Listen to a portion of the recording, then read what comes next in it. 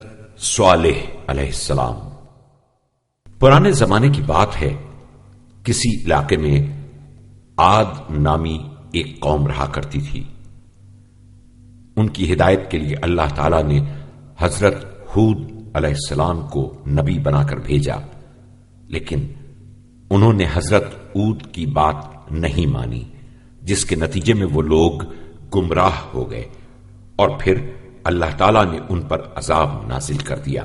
ان کے بعد اللہ تعالیٰ نے قوم سمود کو ان کے علاقوں میں ان کا جانشین بنا دیا۔ قوم سمود کے بزرگوں اور سرداروں نے اپنی قوم سے کہا کہ وہ پہاڑوں کے درمیان پتھروں کے ذریعے مضبوط گھر بنائیں تاکہ کسی مصیبت کے وقت ان کو کوئی نقصان نہ پہنچے۔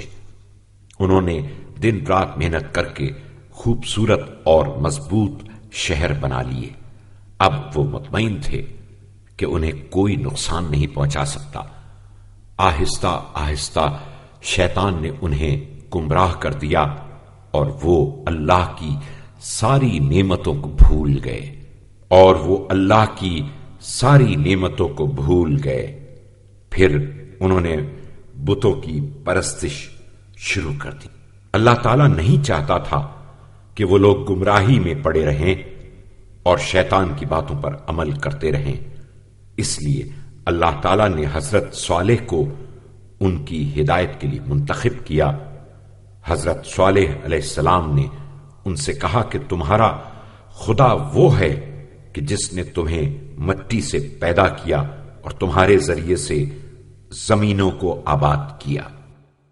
حضرت صالح کی قوم کے سرداروں نے ان کی بات ماننے سے انکار کر دیا اور اپنی قوم کے جاہلوں اور نادانوں سے کہا کہ وہ حضرت صالح کا مذاق اڑائیں۔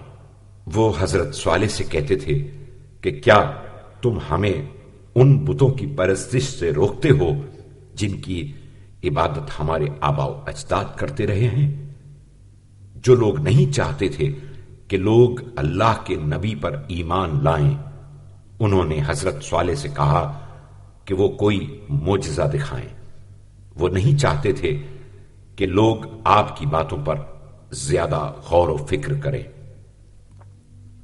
ایک دن انہوں نے حضرت صالح علیہ السلام کا معجزہ اپنی آنکھوں سے دیکھ لیا کہ پہاڑ میں سے ایک بڑی اونٹنی باہر نکلی۔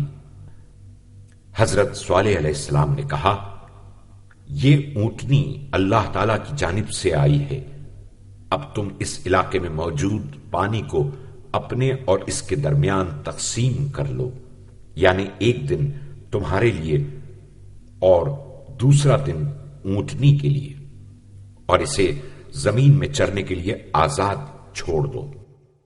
اس معجزے کو دیکھنے کے بعد بہت سے لوگ حضرت صالح علیہ السلام پر ایمان لے آئے، لیکن جو لوگ اللہ کے نبی کو اپنے راستے کی رکاوٹ سمجھتے تھے وہ مخالفت کرتے رہے۔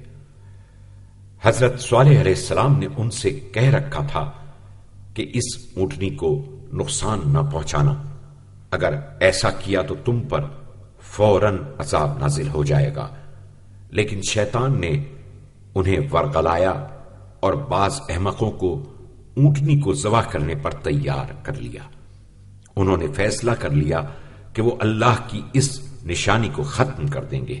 چنانچہ جب اونٹنی پانی پی کر نہر سے باہر نکلی تو انہوں نے اونٹنی کا پیچھا شروع کر دیا، اور پھر جس کے ہاتھ میں جو ہتھیار تھا اس نے اسی ہتھیار سے حملہ کر دیا اور بیچاری اونٹنی کو مار گرایا۔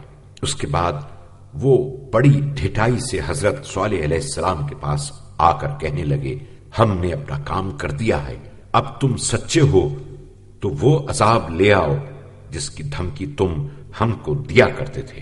حضرت صالح علیہ السلام نے فرمایا، تمہیں یہ کام نہیں کرنا چاہیے تھا، اب تمہارے پاس 3 دن سے زیادہ مہلت نہیں ہے، اس کے بعد اللہ کا عذاب آ جائے گا۔